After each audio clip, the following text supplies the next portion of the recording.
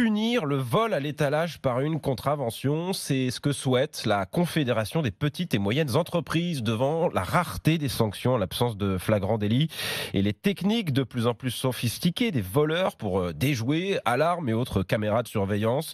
L'organisation patronale propose la création d'une infraction spécifique dans le code pénal. Les PV seraient dressés par les vigiles eux-mêmes et leur parole prévaudrait sur celle du voleur en l'absence de flagrant délit.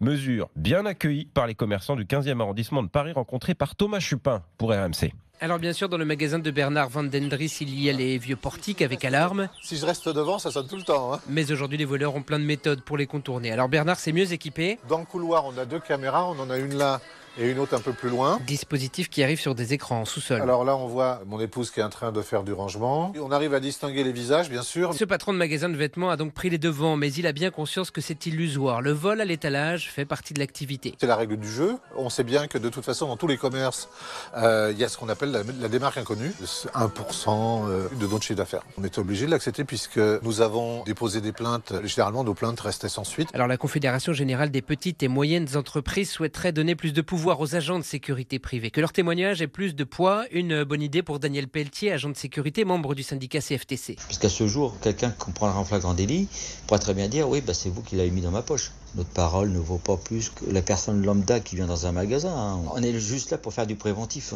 c'est tout. Sachant que ces agents de sécurité privée ne peuvent pas être déployés partout, le coût d'un tel dispositif est rédhibitoire pour la grande majorité des commerces.